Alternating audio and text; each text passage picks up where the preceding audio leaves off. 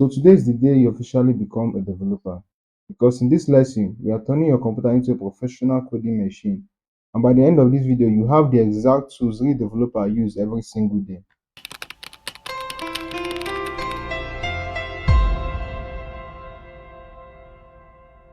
Welcome back.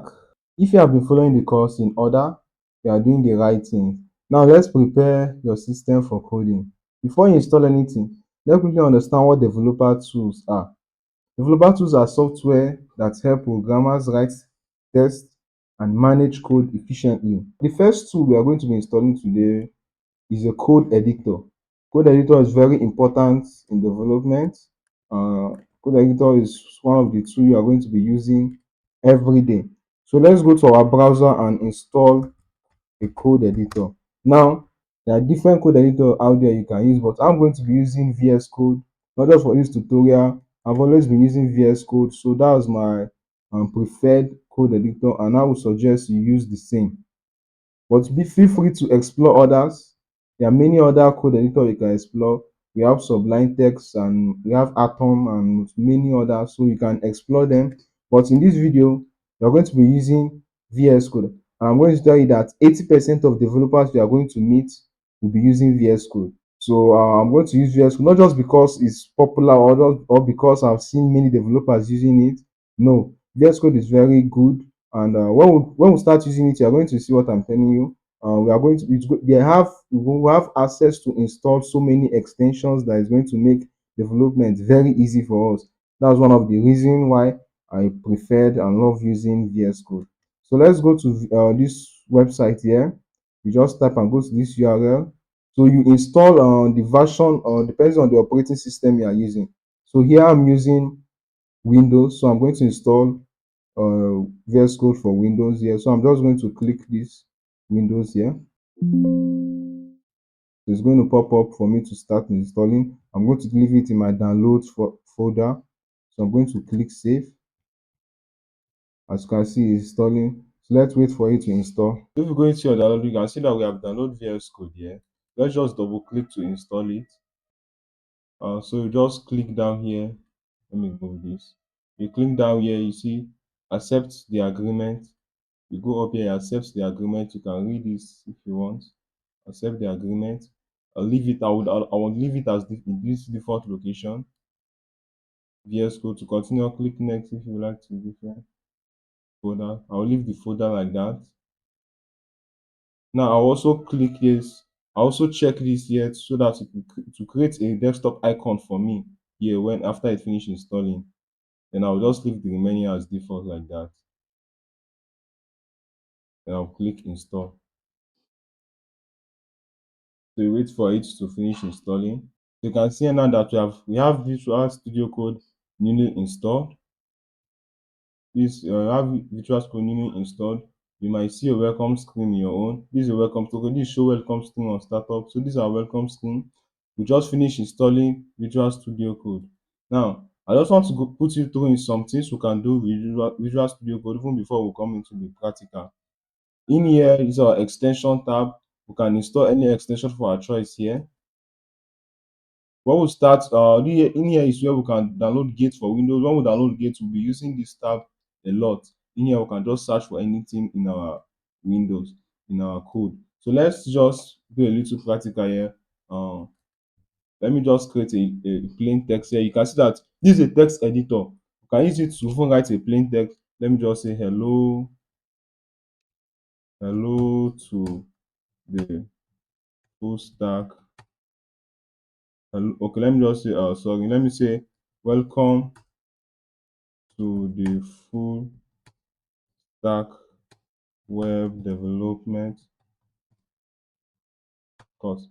So that's why I will see that in the if you look here, you see the language mode here is just showing plain text. If you click on it, you can see now that it's just showing plain text, and you can see now that there's different language that Visual Studio Code supports automatically. If you go to it, you see that different language Visual Studio Code. Let's do another practical here. Let's make this an HTML document. I'm just going to, don't worry about this. We are going to explain this later when we get to the HTML section. I just want to do a little practical with you here so that you understand what I mean. So now if we change this to an HTML document, and let me say hello. If you look at it in here in the language mode, VS Code have automatically detects that this is an HTML document that we are creating. So in the language mode, you have to automatically change to HTML. So that's just the how sweet VS Code is. It can automatically detect the language we are writing on, and it's going to change. Now, when we are typing in code here, it can automatically give us some HTML elements. There are some things we don't need to type because you know that this is HTML, so it will be giving us shortcuts and help us to write HTML with that. Even when we just start it, it will suggest what we are trying to do. You can see when we just type in the first thing, you suggest what we are trying to do because I've already detected that this is an HTML document here. So that's just it. We have successfully installed VS Code, and the next thing we are going to be doing will be installing Git. So let's go into that now and install Git. So now in here, I want us to install Git. Want to download Git. So I'm just going to click download. I'm just going to search for download Git. So I'm just going to search download Git, and I'm going to click this that says download Git for Windows. I'm going to add this link to the description. I'm going to add the link where you can download Git. You can also download Node.js and also Virtual Studio Code. I'll add all this link in the description so you can check the description to download to use the link directly. So I'm going to click this standalone installer. So I'm going to click the location for it to be on my downloads. I'm going to click save, and it's going to start downloading. So after the download has finished, we'll come in here and we'll see Git here. We'll just double click on it. The same way we install VS Code, that's the same process I want to follow to install Git. And it open to me the installer. So I'll click next. I'll leave it in the default folder. Let's just be my program files Git. I'll click next. Now let's go through this one by additional icons on the desktop. Um, okay, let's create this. Let's create this so that it will give us do we really need it? We don't need an icon on the desktop. So let us just ignore that. Let's leave this. Let's just leave the remaining like this. Let's leave everything here as default.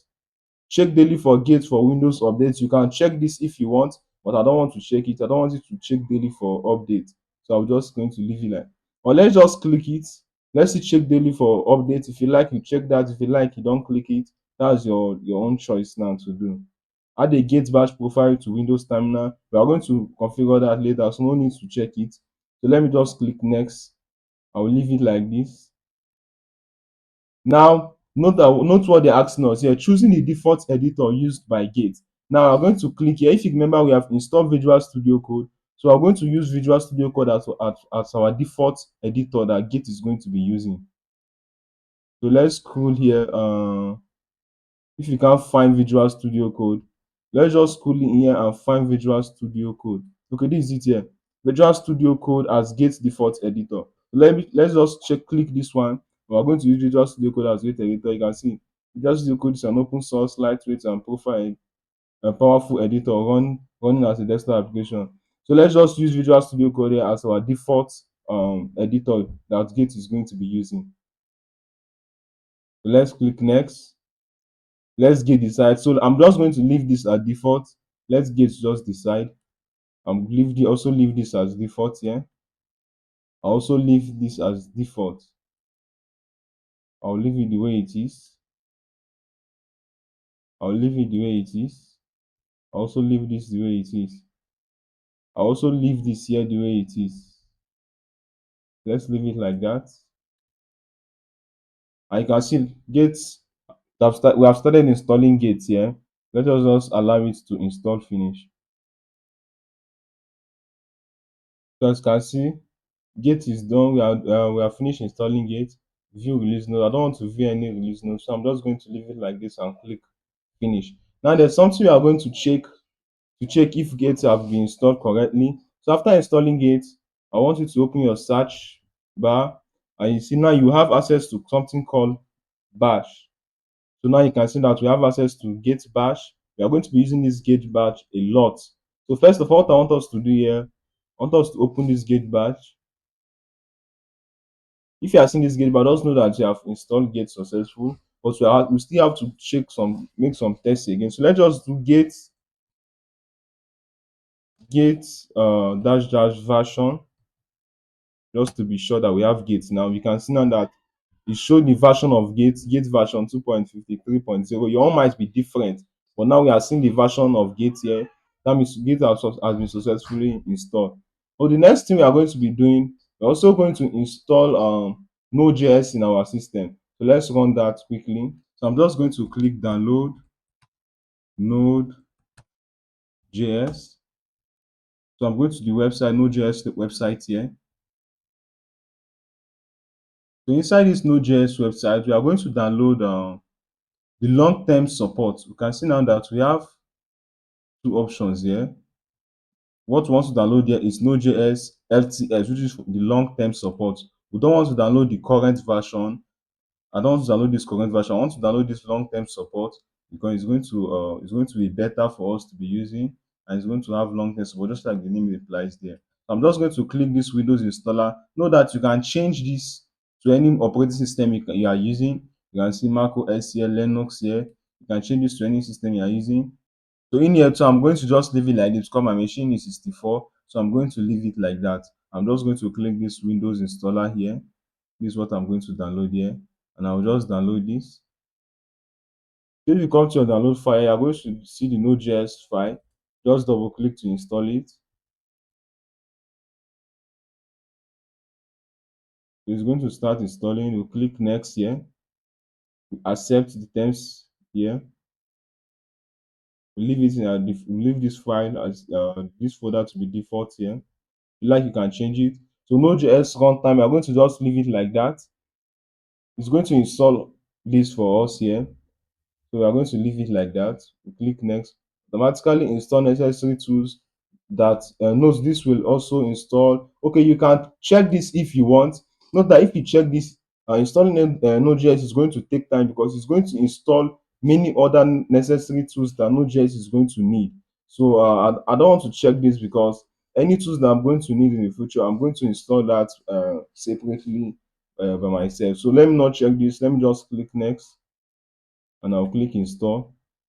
They will allow it to install.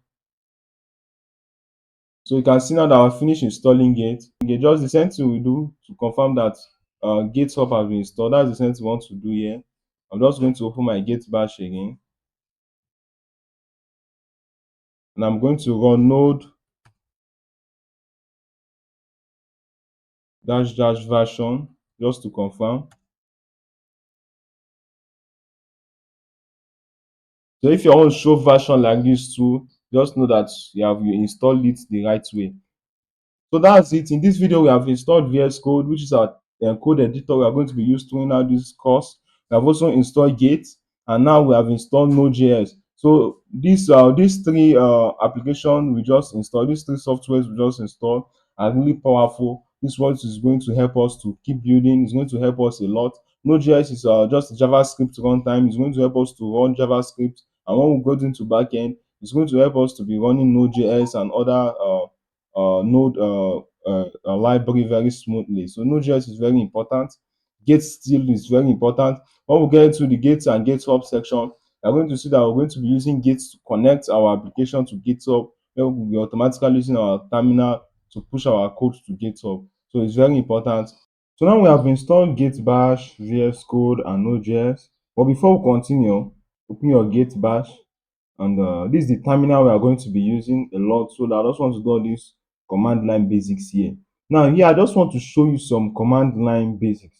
Now we have installed this command. You might be surprised what you'll be doing with this. I just want to show you some little basic things that we'll be doing in this course. Some little basic command line that will be running in this course. So the first command line I want to show here is the command line that navigates through folders. So as you can see now here, I'm in my root file here. The first command I want to show you here is the cd. Now cd helps us to navigate through folders. For example, I can say cd, since I'm in my root file here, I can just say cd desktop. If you look at it now, I've navigated to this desktop folder. So that's the first command line I want to show you there. And the second command line is the ls, which is the command that lists file, just like this ls. This command lists file. And one thing you should know is that This command might be different in some operating system. In some machines, this command might be different. So you should just take note of that. But as since we are using bash, it's going to be the same for us. So for example, I just say ls. You can see now it will list the file that's in my desktop. I don't have any file there. That's why it's like that. So we are going to come back to this ls to list file. But the second one, the third one here I want to show you is the to create a folder. Now to create a folder, I will be doing this a lot in this course. To create a folder, I will just use something like it's called mkdir. Then I will give you the name of the folder I want to create. For example, I want to create a folder named test. I'll just say test. Just look at what will happen. If you look at it now, in my desktop, I've created a folder called text. This is because I've navigated to desktop and I've make a folder called text. I can create another one. Let me say make directory. Let me call this one is there. Let me call this test2. So as you can see now, I have test and I have test2. Now let me run the ls again, which I say ls is to list file. Let me call ls again. Now, as I run ls again, something you know that it lists the file that are present in my desktop. As you can see, we have the test folder here and we have the test2 folder here. So ls is just used to list the file that is in my desktop. Why the cd is to navigate through them. To enter inside this test, now I can say cd test. So you can see from my desktop now, I'm inside test. And if I want to come back to desktop, it's very easy. I'll say cd dot dot. As you can see this dot dot, I'm back from my desk. I've left the test folder and come back to the desktop. So the last one I want to show you here is before I show you the last one, let me also show you clear. So you can use clear like this to clear the terminal. So you can see. If clear like this did not work, and for those that are using different terminal, if clear like this did not work, just do cls. One of it will work for you. CLS, depending on the operating system you are using and the terminal you are using. Now, the last one I want to show you is to create a file. What the make directory does is to create a folder. Now, I want to show you how we can also create a file. For example, let me create a file called, this command is called touch. This is how we create a file using this touch command. I want to create a file, maybe index.html. When we start coding, you are going to know that we are going to be using naming our file, our index file, our entry file this. So I can also say touch index.html. When I click enter, you see that in my desktop here, I have a file called index.html. So that's just the little command line basics I want to show you. And one thing you should know is that you don't need to memorize all these commands. You don't need to memorize them. You will learn them naturally through practice. So as we keep going, this is something that naturally you will start mastering them. You start knowing them. You don't need to memorize them right now. I just want to show you so that anytime I use it, you will not be surprised. So anytime I use this any command here that I'll show you, we know that okay, this is what I'm trying to do. This is what this command is doing. But no need to memorize it. As you keep coding, as you keep programming, you're going to know it naturally. In this lesson, we have accomplished a lot of things. We have installed our VS Code. We have installed Gates. We have installed Node.js. These are the tools that is going to help us a lot. These tools are going to help us in this course. I'm going to be using all these tools in this course. I've also learned some command line basics. These are all what we have learned in this section. If you have completed everything, I would like you to comment down below. So just comment down below. I will know that okay, you have completed everything and you are ready for the next section. Now in the next video, we are going to write our first code. And trust me, that's the moment that is unforgettable. Writing your first line of code is the moment that is unforgettable. So in our next video, we are going to go straight into introducing HTML, and we're going to understand what HTML is. And still in that next video, in that next lesson, we are going to write our first line of code. And I will see you in that one.